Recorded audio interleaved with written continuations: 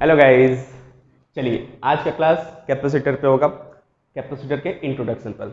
इसके पहले क्लासेस में हम लोगों ने इलेक्ट्रोस्टैटिक के काफ़ी क्वेश्चंस, काफ़ी थ्योरीज क्या कर लिए, कवर कर लिए।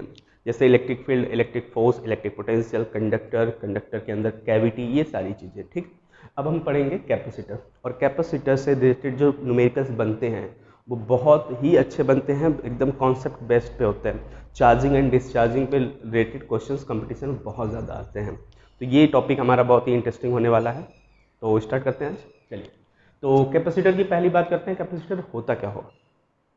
बेसिक अगर इसकी डेफिनेशन बनानी हो तो क्या बना सकते हैं, तो कैपेसिटर को हम लिख सकते हैं simply, it is a device which store electrical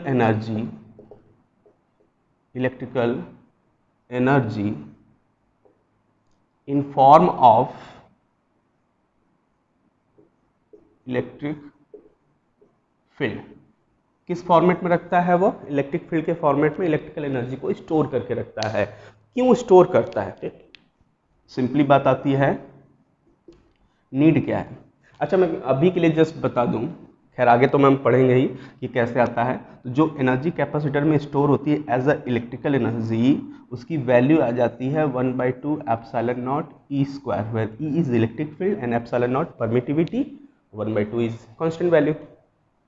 ये जो वैल्यू स्टोर होती है इसको हम लोग बताएंगे एनर्जी डेंसिटी से, ठीक है। और ये कैसे आता है ये हम आगे पढ़ेंगे, कैसे एनर्जी आती है। अभी के लिए बस इतना जान लें कि कैपेसिटर के अंदर इस फॉर्मेट में, इलेक्ट्रिक फील्ड के फॉर्मेट में इतनी एनर्जी क्या होती है, स्टोर होती है।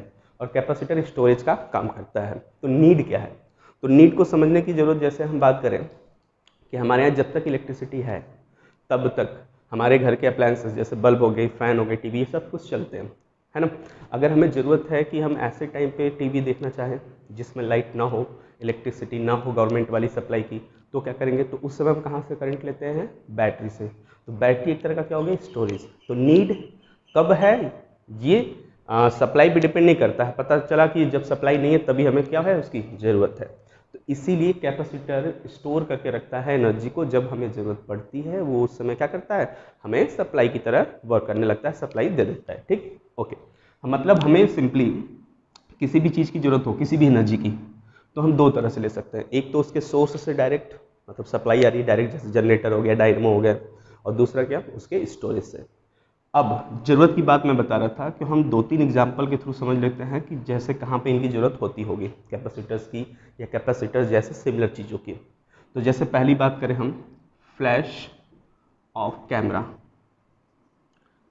फ्लैश ऑफ कैमरा की बात करें हम, तो पहले कैमरा जो, अब तो कैमरा की क्वांटिटी कम होने लगी जब से मोबाइल आने लगे, मोबाइल में ही कैमरे होने लगे। नहीं तो पहले जो कैमरा आते थे उसमें क्या होता था, शटर होता था, हम लोग प्रेस करते थे उसको, उसके सामने एक फ्लैश लाइट होता था, वो ब्लिंक करता था। जैसे ही वो ब्लिंक करता तो उसी समय फोटो क्या होती थी, क्लिक होती थी। ये इसलिए बनाया जाता है कि सामने का जो कंट्रास्ट हो, क्या हो, अच्छा रहे। अच्छा, इस फ्लैश को जलाने के लिए बहुत ज़्यादा की एनर्जी ज़रूरत होती है। लेकिन हमारे कैमरा में बैटरी कौन सी होती थी, पेंसिल वाली जो बैटरी छोटी वाली आती है, वॉच में लगती, घड़ी में, वो लगती थी। अब उसमें इतनी एनर्जी नहीं होती है कि वो उस फ्लैश को क्या कर सके, जला सके।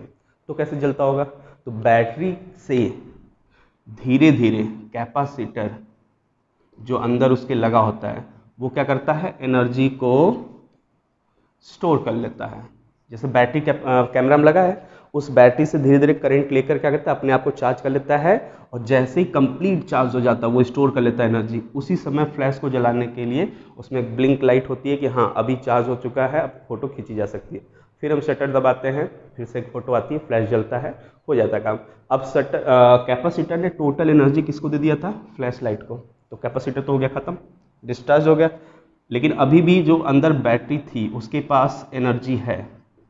तो हम चाहे कि जैसे फोटो खींचा तुरंत उसके एट इंस्टेंट फिर से फोटो खींचे हम, तो नहीं खींच पाते हैं। उसमें एक फिर से रेड बटन जलता है, रेड बल्ब जलेगा, जब तक वो ग्रीन नहीं होगा तब तक हम उसको क्या नहीं कर सकते, फोटो नहीं खींच सकते। तो सिंबल क्या दिखाता है, तो वो दिखाता है, इंडिकेट करता है बल्ब कि अभी तक फ्लैश को जलाने के लिए एनर्जी स्टोर कैपेसिटर में जो थी वो खत्म हो गई, अभी भरी नहीं है, कंप्लीट फिल नहीं हुआ है। फिर ये कैपेसिटर बैटरी से लेते हुए एनर्जी धीरे धीरे धीरे अपने आप को क्या करता है, फिल करता है। 3-4 सेकेंड लगते हैं भरने में। जैसे ही कैपेसिटर फिर से कंप्लीटली फील हो जाता है एनर्जी से, फिर से फ्लैश जलाने के लिए उसमें बटन बल्ब क्या हो जाता है, ग्रीन हो जाता है। फिर हम शटर दबाते हैं, फिर फोटो आती है। तो हम जब जब शटर को दबाएंगे तब तब फ्लैश ऑन होगा, और फ्लैश कैपेसिटर की टोटल एनर्जी को क्या करता है, एब्जॉर्ब कर लेता है, और वो कैपेसिटर बैटरी से धीरे धीरे एनर्जी क्या करता है, लेता है। ठीक, ओके। तो यहाँ पे फ्लैश को जलाने के लिए जो एनर्जी का एक बड़ा स्टोरेज चाहिए था वो बैटरी नहीं दे सकता था, दैट्स वाई हम उसमें क्या यूज करते हैं, कैपेसिटर। क्लियर। आइए नेक्स्ट की बात करें हम लोग, जैसे एक एग्जांपल और लेते हैं, फैन। फैन में आप देखे होंगे एक बैटरी शेप का वाइट कलर का एक कंडेंसर लगा होता है, उसे हम मार्केट में जाते हैं तो नाम देते हैं कंडेंसर, और जनरली उसका साइंस में अगर नाम दिया जाए तो कैपेसिटर बोलते हैं उसको हम लोग। ठीक है, तो वो कंडेंसर करता क्या फैन में, तो फैन की ब्लेड जो होती हैं इतनी बड़ी होती हैं, जैसे ये हमारे पास एक फ़ैन हो गया, तो इसकी ब्लेड जो है हैवी हैं, यहाँ मान लीजिए कि सपोर्ट होता है दीवार में ऊपर की तरफ, तो इसको घुमाने के लिए क्या चाहिए होगा वहाँ पे, टॉर्क, और वो टॉर्क कहाँ से मिलेगा, एक फोर्स से। और आप आगे पढ़ेंगे या क्लास 10th की मैं बात बताऊँ तो उसमें पढ़ा होगा कि करंट जब जाता है तो कोई लूप किसी मैग्नेटिक फील्ड में रखा हो तो घूमने लगता है, तो यहाँ भी घूमेगा, लेकिन घूमने के लिए ये फोर्स ज़्यादा होना चाहिए, और ये फोर्स डिपेंड करता है करंट पे। तो हमारी सप्लाई इतनी ज़्यादा करंट नहीं देती है, या कह सकते हैं जो सप्लाई आती है गवर्नमेंट की वो इतनी ज़्यादा स्ट्रांग नहीं होती है कि इस फैन को इतना फोर्स दे दे कि वो क्या कर सकता है, टॉर्क फील करके घूमने लगे। तो वो क्या किया जाता है, कंडेंसर लगाया इसलिए जाता है कि कंडेंसर गवर्नमेंट की बिजली को लेकर, इलेक्ट्रिसिटी को लेकर अपने अंदर क्या स्टोर करता है, एनर्जी, और जब सफिशिएंट हो जाता है तो इस फैन को घुमाने के लिए क्या होता है, वो इजीली कैपेबल होता है और उसको घुमा देता है। ठीक, अगर कैपेसिटर या कंडेंसर जिसे हम कहते हैं वो ना हो फैन में या ख़राब हो जाए तो क्या होगा, तो फैन चालू तो करेंगे हम लोग, ऑन होगा, लेकिन घूमेगा नहीं। क्यों, क्योंकि जो गवर्नमेंट की करंट आ रही थी वो करंट इतना सफिशिएंट नहीं कि इतना फोर्स बना सके कि टॉर्क बने और वो टॉर्क घुमा सके। तो हम क्या करेंगे, स्विच ऑन करने के बाद इसको मैनुअली, हाथ से मैनुअली हम क्या कर देंगे, घुमाएंगे। जैसे ही घूम जाएगा ये किस स्टेट में आ जाएगा, इनर्शिया ऑफ मोशन में, मोशन की इनर्शिया में आ जाएगा ना, मोशन की इनर्शिया में जैसे आ जाएगा घूमने लगेगा हमारे थ्रू। अब इसको घुमाने के लिए बहुत ज़्यादा फोर्स नहीं चाहिए, क्योंकि इसकी इनर्शिया बदल चुकी है, किसमें आ चुकी है, मोशन में। तो अब इसको घुमाने के लिए बहुत ही कम फोर्स चाहिए, और वो करंट सप्लाई वाली सब काफ़ी हो जाती है। तो गवर्नमेंट की करंट जो आती है थोड़ा बहुत, वो फैन को क्या करती रहेगी, कंटिन्यू घुमाती रहेगी, लेकिन उतनी स्पीड नहीं रहेगी जनरली जितना रहता है। तो ये था हमारे पास फैन में यूज। नेक्स्ट आते हैं हम लोग एक और मेडिकल फील्ड में, हम देखते हैं इसको डिफिब्रिलेटर। डिफिब्रिलेटर एक डिवाइस होता है, आप देखे होंगे जो हमारे पास आयरन होता है, इस्त्री करने वाला जो आयरन होता है उसकी स्ट्रक्चर का 2 मेटल प्लेट होता है, जिसको डॉक्टर पकड़कर रब करने के बाद बॉडी में क्या करते हैं, टच कराते हैं, है ना। कब, जब किसी पेशेंट को हार्ट प्रॉब्लम हो, हार्ट प्रॉब्लम मतलब हार्ट पंपिंग करता है और कभी सडनली ब्रेक हो जाए, मतलब ब्लॉक हो जाए, बंद कर दे पंपिंग करना, तो उस समय डॉक्टर क्या करते हैं, हार्ट के जस्ट पास में एक आयरन जैसा स्ट्रक्चर का 2 मेटल प्लेट लेके क्या करते हैं, टच कराते हैं, और उसमें क्या फील होता है, देखा जाता है कि पूरी बॉडी शॉक फील करती है, पूरी बॉडी हिलने लगती है। क्यों, क्योंकि उन मेटल प्लेट्स में हम इलेक्ट्रिक करंट देकर धीरे धीरे धीरे बहुत सारी एनर्जी क्या करते हैं, स्टोर कर लेते हैं, और वो एनर्जी किस फॉर्मेट में होती है, इलेक्ट्रिकल शॉक फॉर्मेट में दिया जाता है। और जैसे ही वो बॉडी को टच किया जाता है हार्ट के जस्ट बगल में, वहाँ पे क्या मिलता है, एक शॉक मिलता है, और जो हार्ट स्टॉप हो चुका रहता है पंपिंग करना, वो फिर से पंप करना क्या करता है, स्टार्ट कर देता है। अगर ऐसा हो गया तो ह्यूमन बॉडी जो पेशेंट था वो क्या हो जाएगा, फिर से लाइव हो जाएगा। अगर ऐसा करने के बावजूद भी हार्ट पंप करना स्टार्ट नहीं किया तो समझ लीजिए कि बॉडी क्या हो गई, डेथ कर गई। ठीक, अच्छा, आप इसके पहले, अगर ये डिफिब्रिलेटर बाद में बना, इसके पहले जब नहीं, या जहाँ पे ये प्रेजेंट ना हो, हर जगह तो हॉस्पिटल है नहीं, कहीं रास्ते में किसी को अगर हार्ट अटैक होता है तो क्या किया जाता है, हाथ से उसको रिब को क्या किया जाता है, दबा जाता है। रिब के अंदर होता है, पसलियों के अंदर क्या होता है, हार्ट होता है। अब पसलियाँ हैं बोन्स की, उसको दाबना मतलब कम फोर्स लगाएंगे तो दबेगा नहीं, और ज़्यादा फोर्स लगाएंगे तो मे बी ब्रेक होने के क्या है, चांसेस हैं। तो हार्ट तक पूरा प्रेशर नहीं पहुंचता है, जिससे हार्ट पंपिंग करना स्टार्ट नहीं करता है, इसलिए इस जैसी मशीनों की क्या होती है, जरूरत पड़ती है। और ये मशीन क्या करता है, डिवाइस क्या करता है, एक large amount of energy store करता है, फिर बॉडी को क्या करता है, सप्लाई कर देता है। तो आप एक चीज़ और देखे होंगे, तो जैसे ही बॉडी को टच कराया जाता है बॉडी शॉक होती है, फिर उसके बाद हटाने के बाद फिर से नहीं टच कराया जाता है कि नहीं, लगातार टच करा रहा है उसको, टच कराने के बाद जब हटाते हैं तो फिर बगल में एक इंडिकेटर होता है, वो इंडिकेटर बताता है कि हाँ फिर से जो डिवाइस था डिफिब्रिलेटर वो चार्ज हो गया, करंट ले लेके चार्ज हो गया। जब कंप्लीटली चार्ज हो गया फिर से टच कराएंगे तो पूरा का पूरा स्टोरेज एनर्जी किसको दे देगा, बॉडी को। फिर डिस्चार्ज, फिर कुछ देर तक इसको रखे रहेंगे, जैसे ये चार्ज हो जाएगा इंडिकेटर बताएगा, फिर से टच कराते हैं। तो वो क्या करते हैं, ये सब के सब एनर्जी स्टोर करते हैं, इतनी एनर्जी जिससे हम अपने काम में क्या करते हैं, यूज करते हैं सडनली। जैसे मैं एक सबसे सिंपल एग्जांपल दूं इन सब के अलावा, आपके पास एक टंकी है, मान लेते हैं 1000 लीटर पानी इसमें आ सकता है। हमें चाहिए कहीं रूम में एक साथ 25 लीटर, सपोज अगर हमें 25 लीटर पानी चाहिए एक साथ किसी फ्लोर पे ज़रूरत थी और टंकी में 1000 लीटर है, तो हम टंकी से डायरेक्ट पानी तो लेते हैं, कैसे लेते हैं, लेकिन पाइप के थ्रू। अब इस पाइप में लगा होता है टैप, इस टैप के थ्रू जो पानी आता है वो 25 लीटर नहीं आता एक साथ, वो मान लेते हैं कि आता है 2 लीटर पर सेकेंड। तब भी हमें 25 लीटर लेने में क्या हो जाएगा, 25 को कर लेते हैं हम लोग 20 लीटर, तो 20 लीटर को लेने के लिए हमें कितना सेकंड इंतजार करना पड़ेगा, 10 सेकंड। अगर 2 लीटर पर सेकंड आ रहा है तो भी हमें चाहिए तुरंत। तो हम क्या करते हैं, इस टैप के थ्रू एक बकेट लेते हैं और बकेट की साइज कितनी ले लेते हैं, 20 लीटर की, और बकेट में धीरे धीरे टैप से पानी जब भर जाएगा टोटली तब हम इसको क्या कर लेंगे, यूज कर लेंगे। तो ये बकेट कैसा काम करा हमारा, स्टोरेज जैसा, कैपेसिटर जैसा।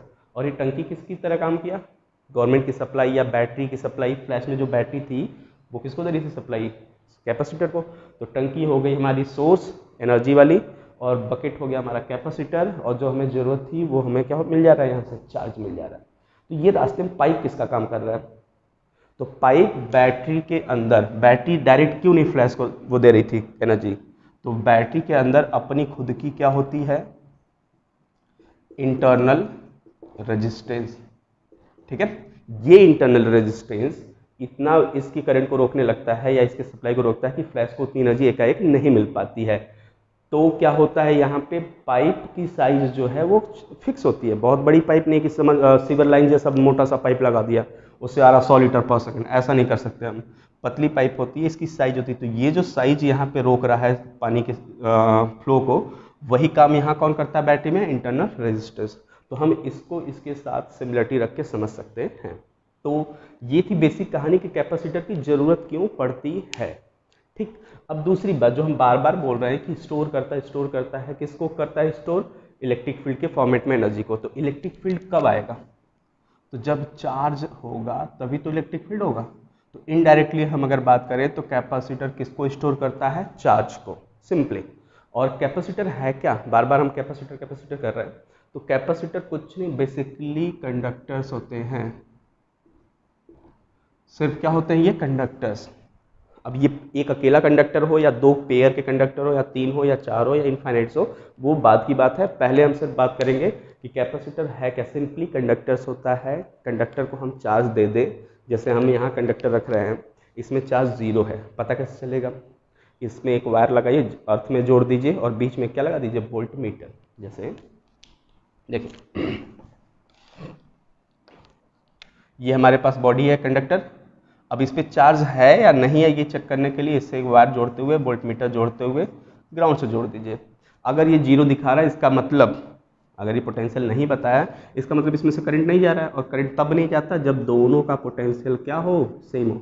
तो अर्थ का तो हम लेते कितना है, 0, और ये अगर 0 रहा तभी तो करंट इसमें से नहीं जाएगा। करंट 0 तो पोटेंशियल मीटर वोल्टेज कितना बताएगा, 0। समझ में आया, चेक करने का सबसे अच्छा तरीका। या टेस्टर से चेक कर सकते हैं, टेस्टर लगाएंगे, अगर बल्ब जल रहा है इसका मतलब इसमें चार्ज है, अदरवाइज नहीं है। ओके, अब हम बात करते हैं कि इसको चार्ज देंगे तो पता कैसे चलेगा। तो वोल्ट मीटर चेक करना बड़ा आसान है, इसको हमेशा ग्राउंड से जोड़ते रहिए और यहाँ पे चार्ज देते रहिए। अगर चार्ज इसमें आएगा तो यहाँ से करंट ऐसे फ्लो करेगा, इसमें बताएगा, सिंपल सी बात है। ओके, लेकिन इसको चार्ज देंगे कैसे, क्वेश्चन ये है। और चार्ज इसको देंगे तो ये क्या करेगा, उसको रखा रहेगा या कुछ और काम में आएगा। तो इसको चार्ज देंगे तो ये रखा रहेगा उसको, जब तक कहीं दूसरी जगह इसको फ्लो होने के लिए रास्ता ना मिल जाए। ठीक, तो चार्ज देने की बात अगर करें तो देखिए बहुत ही सिंपल वे में समझ सकते हैं हम लोग। जैसे हमारे पास एक प्लेट है, एक और प्लेट ले लेते हैं। पहले हम इस प्लेट को जोड़ देते हैं माइनस के, सोर्स की माइनस पार्ट से। सोर्स हमारा कौन होगा यहाँ पे, खैर स्टोरेज ही बोलते हैं, बट इस चीज़ के लिए हमारा क्या कहलाएगा, ये सोर्स कहलाएगा। तो सोर्स हो गया हमारे पास बैटरी। बैटरी के पास अपनी एक वोल्टेज होगी और इसकी वोल्टेज इन दोनों प्लेट के इनिशियल वोल्टेज से ज़्यादा होना चाहिए। अगर ज़्यादा नहीं रहेगा तो करंट यहाँ से यहाँ फ्लो नहीं करेगा या यहाँ से चार्ज यहाँ पे नहीं जाएगा। अच्छा, हमने जोड़ दिया इसको इससे, तो ये माइनस होता है, ये प्लस होता है, तो माइनस का इफेक्ट यहाँ दिखेगा, ठीक, और इस प्लस का इफेक्ट यहाँ दिखेगा। क्लियर? अच्छा, शुरू में स्टार्टिंग में इस प्लेट के पास कितने प्लस और कितने माइनस रहे होंगे, इक्वल माइनस और इक्वल प्लस मान लेते हैं। ये जो होल गोले गोले बना रहे हैं हम लोग, इसको प्लस मानेंगे और जो डॉट है वो क्या है, माइनस है। अच्छा, इसमें जितने माइनस होंगे उतने क्या होंगे, प्लस होंगे। सेम चीज़ इसमें रहा होगा शुरू में, क्योंकि न्यूट्रल थे ना, टच करने पे करंट नहीं लगता। अच्छा, ये हो गए। अब क्या होता है, जैसे इसको हम बैटरी से जोड़ते हैं, ये माइनस वाला जो पार्ट है इस इलेक्ट्रॉन्स को क्या देगा, यहाँ से माइनस सप्लाई करता रहेगा, ठीक है, क्योंकि इस बार में जितने माइनस होंगे इस माइनस से क्या होंगे, रिपेल करके भगाए जाएंगे, भगाते भगाते सब माइनस यहाँ आएंगे, तो इलेक्ट्रॉन्स इसमें आएंगे, इसमें बढ़ते जाएंगे, धीरे धीरे धीरे धीरे से बढ़ रहा है। लेकिन कब तक बढ़ेंगे, ये एक दूसरे को रिपेल भी तो करेंगे, जैसे सफिशिएंट हो जाएगा यहाँ पे माइनस आने देगा, नहीं आने देगा, भगा देगा, क्योंकि वापस दो। तो ज़बरदस्ती हम इसको भेज रहे हैं, कब तक, एक लिमिट तक आ गए। अब इससे ज़्यादा नहीं आ रहे हैं, तो हम बोल देंगे इस पे माइनस का जो स्टोरेज था, स्टोरेज ऑफ नेगेटिव क्या हो गया, फुल हो गया, अब नहीं जा रहा है। तो हमने क्या किया, एक और काम, इस वाले प्लेट को इसके पास ले गए। तो जैसे इसके पास जाएगा, इसमें बैठे जो माइनस हैं, इन माइनस की वजह से रिपेल किए जाएंगे, तो सब के सब भागने लगेंगे। तो भागेंगे कहाँ, तो इनको एक रास्ता मिला, तो ये सारे माइनस इसमें होकर इधर से इधर आने लगेंगे, तो इलेक्ट्रॉन्स इधर भागेंगे। तो जब इन इलेक्ट्रॉन्स की रिपल्सन की वजह से इनके इलेक्ट्रॉन यहाँ से गायब होने लगेंगे, धीरे धीरे धीरे सारे इलेक्ट्रॉन, तो यहाँ किसकी एक्सेस दिखेगी, पॉजिटिव की दिखेगी कि नहीं, प्लस तो नहीं भाग रहे हैं, प्लस तो यही रहेंगे, तो यहाँ प्लस ज़्यादा हो जाएगा। अब ये प्लस जो है इन इलेक्ट्रॉन को खींचने लगेंगे, इन इलेक्ट्रॉन से पहले इनके इलेक्ट्रॉन को भगा दिया, अब बचे प्लस, तो अब ये प्लस इतना ज़्यादा शक्तिशाली हो जाएंगे कि इन इलेक्ट्रॉन को खींचेंगे। तो अपने पास तो नहीं खींच लेंगे, खींचेंगे इस तरह से कि जो इलेक्ट्रॉन पहले इधर वाले आकर इनसे रुक रहे थे, अब वो भी जल्दी जल्दी आएंगे, जल्दी जल्दी आएंगे, तो इसमें और ज़्यादा क्या होगा, इलेक्ट्रॉन भरेगा। मतलब इस पे इलेक्ट्रॉन्स जो नेगेटिव था वो फुल हो गया कि और बढ़ रहा है, अब वो बढ़ रहा है, इंक्रीज हो रहा है, सिंपली इंक्रीज हो रहा है कि नहीं।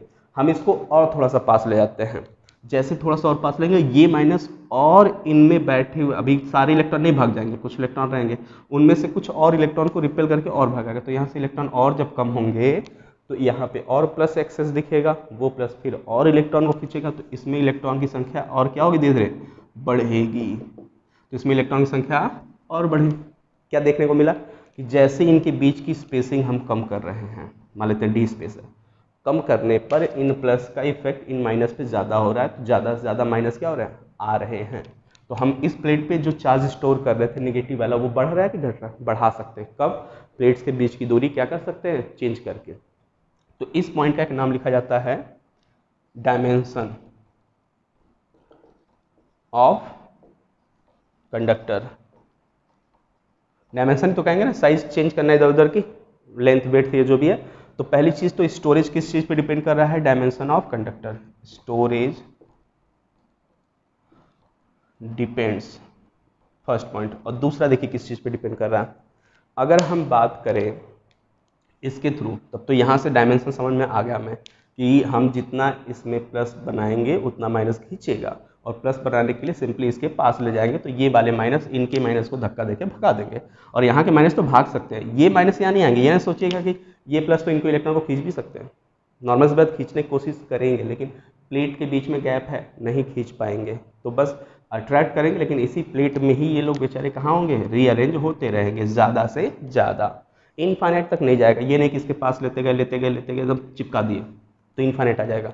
सोचिए अगर चिपक गए दोनों एक साथ, तो ये इलेक्ट्रॉन तो अब इजीली इसमें फ्लो कर सकते हैं, जब फ्लो करके चले जाएंगे तो इसमें जितने प्लस थे उतने बराबर माइनस आ जाएंगे, और सब के सब क्या हो जाएगा, न्यूट्रल। अगर तो ये पॉजिटिव भी नहीं रहेगा ना ये माइनस रहेगा, तो खत्म कहानी। इसलिए टच नहीं कराना, इनके बीच में सेपरेशन रखना है, कम से कम जितना कर सकते हो उतना कर लीजिए, ठीक है। अच्छा, नेक्स्ट चीज हम लोग बात करते हैं मीडियम की, कि इस कंडक्टर के आसपास जो मीडियम होता है उस पर भी स्टोरेज डिपेंड करता है। Surrounding mediums, medium of surrounding. Surrounding के जो मीडियम होते हैं उस पर भी डिपेंड करेगा। अगर मीडियम अलग है तो स्टोरेज अलग होगा। कैसे, देखिए सिंपल वे में, हमारे पास एक कंडक्टर है, हमने इसको चार्ज दिया और चार्ज इतना दिया कि इस पर सब के सब कंडक्टर के चार्जेस कहाँ भाग जाते हैं। हमने पढ़ा है सरफेस पे, पहले क्लासेस में पढ़ते थे हम लोग कि कंडक्टर को अगर हम चार्ज दें प्लस क्यू तो ये सारे के सारे कहाँ भाग जाएंगे, सरफेस पे। ओके, अब बात करते हैं कि हम क्या और चार्ज देंगे, और देंगे तो और बढ़ेगा इस पर। कब तक देते जा सकते हैं, तो इसकी साइज जितनी ज़्यादा होती उतनी ज़्यादा हम चार्ज दे सकते थे, जो कि हम पहले मेंशन कर चुके। डायमेंशंस ऑफ कंडक्टर पे स्टोरेज डिपेंड करता है। अगर स्टोरेज ज़्यादा करना है तो डायमेंशन क्या करेंगे, ज़्यादा करेंगे। इसी प्लेट को साइज बड़ा कर लीजिए, ज़्यादा माइनस ज़्यादा प्लस आ जाएंगे कि नहीं आ जाएंगे। डायमेंशन वाली कहानी तो समझ में आ गई, अब मीडियम की समझनी है। तो मीडियम की बात अगर करें, हम इस पर चार्ज दे रहे हैं, सपोज मैं बोलता हूँ कि इसकी कैपेसिटी है 500 क्यू की, बस इससे ज़्यादा नहीं ले सकता ये। तो फिर किसी ने कहा कि एक क्यू और दे दे तो क्या हो सकता है, एक क्यू जैसे एक्स्ट्रा आएगा कितना हो जाएगा यहाँ पर 105 क्यू हो जाएगा कि नहीं हो जाएगा। फिर किसी ने कहा कि देखो बढ़ गया, आपने तो कहा था फिक्स है, ये बढ़ा नहीं। देखिए क्या होता है, जैसे ही ये एक्स्ट्रा एक आएगा, एक एक्स्ट्रा प्लस यहाँ इकट्ठा होगा, ठीक है। तो इधर जो सराउंडिंग में एयर है, इस एयर मॉलिक्यूल में जो एटम होंगे उनके चारों तरफ जो इलेक्ट्रॉन घूम रहे होंगे न्यूक्लियस के, उन इलेक्ट्रॉन्स की कहानी सोचिए। ये प्लस अपने चारों तरफ क्या बना रहा होगा, इलेक्ट्रिक फील्ड, पक्का। वो इलेक्ट्रिक फील्ड मान लीजिए कितना है, ई है। किस समय, जब उसमें 501 क्यू चार्ज हो चुका है। ये इलेक्ट्रिक फील्ड इधर जा रहा है, तो प्लस से दूर इलेक्ट्रिक फील्ड है, तो ये माइनस किधर खींचा जाएगा, अपोजिट टू इलेक्ट्रिक फील्ड। या कह सकते हैं सिंपली ये प्लस इन माइनस को क्या करेगा, अपनी तरफ खींचेगा। अपोजिट है, खींचेगा खुद तेज, लेकिन इसका न्यूक्लियस क्या करता है, इसको अपनी तरफ खींच के रखता है, नहीं जाने देगा। कब तक नहीं जाने देगा, जब तक इसकी फोर्स स्ट्रांग होगी इनके फोर्स के कंपैरिजन में।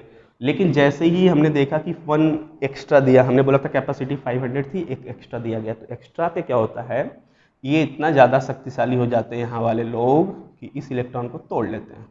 तो ये ब्रेक होकर जब वहाँ चला जाएगा, तो सोचिए एक इलेक्ट्रॉन आएगा तो वो एक क्यू के साथ क्या हो जाएगा, खत्म। इलेक्ट्रॉन माइनस चार्ज रखता है, खत्म हो गया। तो यहाँ पे गया एक चार्ज गायब, तो अभी इसके पास कितने बचे, 1 कितना था यहाँ पे, यहाँ से कर लेते हैं, 500 हुआ था, एक माइनस क्यू आ जाएगा तो कितना बचेगा, 500 क्यू।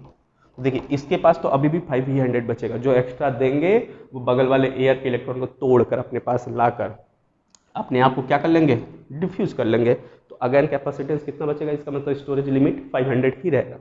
तो ध्यान दीजिए, यहाँ जब माइनस गायब हुआ तो यहाँ एक्स्ट्रा एयर में क्या दिखेगा, इलेक्ट्रॉन गया तो एक एक्स्ट्रा प्लस दिखेगा, क्योंकि जो प्लस इस इलेक्ट्रॉन को मैनेज करता था, अब उसका इलेक्ट्रॉन तो भाग गया, तो वो किसके साथ मैनेज होगा, तो वो अकेले दिखेगा। तो ध्यान से देखिए, जो हमने प्लस इसको दिया था वो उड़कर कहाँ चला है, यहाँ पर।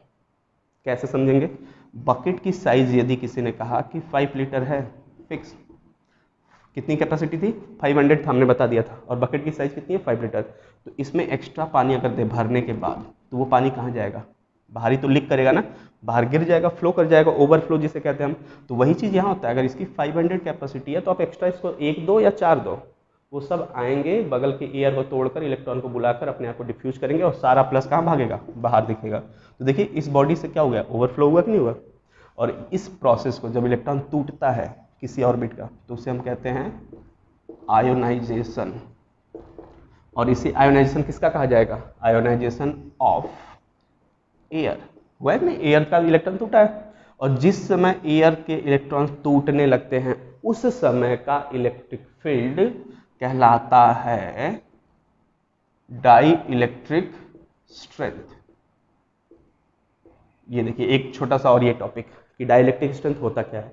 तो डाई इलेक्ट्रिक स्ट्रेंथ वो मिनिमम इलेक्ट्रिक फील्ड होता है जिस पर हमारे मीडियम में से आयोनाइजेशन क्या हो जाए, स्टार्ट हो जाए, मतलब उनके इलेक्ट्रॉन को ब्रेक किया जा सके, उसे हम कहते हैं dielectric strength of that medium. मतलब एयर की डाइलेक्ट्रिक स्ट्रेंथ क्या होगी, इस ई को हम कह सकते हैं जब एयर के इलेक्ट्रॉन क्या होने लगते हैं, टूटने लगते हैं। और जनरली इसकी वैल्यू कैलकुलेट की गई है कि इलेक्ट्रिक फील्ड या dielectric strength of air 3 × 10⁶ volt per metre. Volt per metre is the unit of electric field. इतनी वैल्यू अगर हम देते हैं इस चार्ज पर, तो इसके बगल के एयर जो होंगे वो क्या होने लगेंगे, आयोनाइज होने लगेंगे एयर का। अगर इससे ज़्यादा मैं कोई स्ट्रांग रखूं कि कि नहीं, उसके पावर में 10⁻6 की जगह 10⁻7 रहे, तो इसको तोड़ने के लिए जो भी मीडियम सराउंडिंग में होगा हवा के अलावा, एयर के अलावा, अब उसके इलेक्ट्रॉन ईजिली टूटेंगे नहीं, उनके लिए इलेक्ट्रिक फील्ड इतना देना होगा। और इलेक्ट्रिक फील्ड बढ़ाने के चक्कर में हम यहाँ पे चार्ज और क्या करते जाएंगे, बढ़ाते जाएंगे। तो सोचिए स्टोरेज बढ़ रहा है घट रहा है, और बढ़ रहा है ना।